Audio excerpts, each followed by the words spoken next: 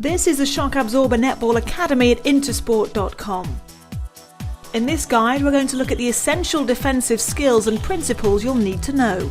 Whenever the opposing team has the ball, your team is defending, and every player on your team has a part to play, no matter how near or far they are to the player with the ball. You need to work together as a team to slow down the pace of attack, limit passing options, force errors, and create opportunities to regain possession of the ball. Let's start by looking at the basic principles of defending. Firstly, you need to restrict the space and movement options available to attacking players by positioning yourself correctly on the ball side and applying pressure by constantly responding and adjusting to their attempts to get free. Secondly, you should try to take the momentum out of the attack by working hard to reduce the passing options available for the player with the ball.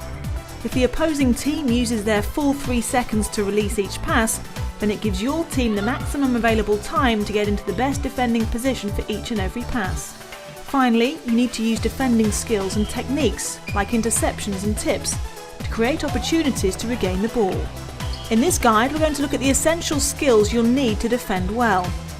You can find out about other skills like intercepting, defending a shot, and competing for rebounds in other guides in this academy. There are said to be 3 stages to defending, and whenever the opposing team has the ball, different players in your team will use different stages, depending on where they are in relation to the player with the ball.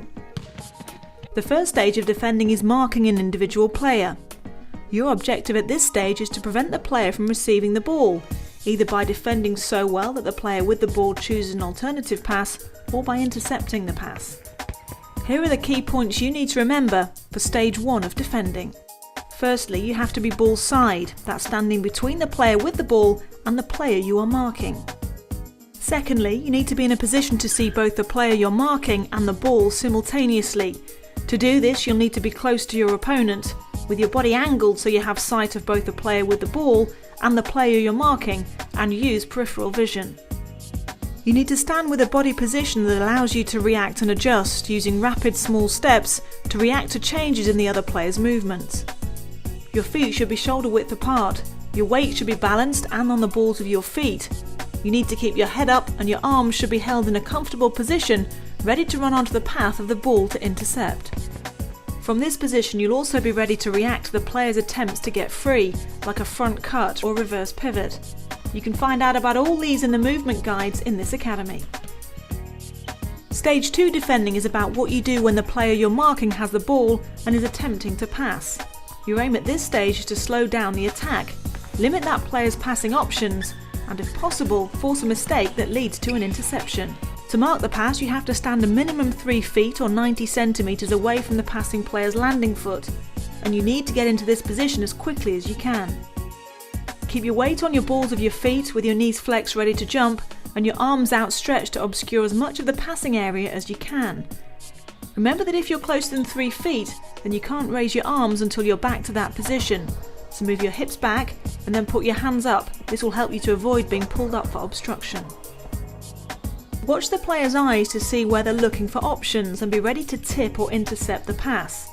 When the player moves to throw the pass, be prepared to attempt to tip it. Be warned though, the player may use a fake pass, where the eyes look one way but the ball goes the other.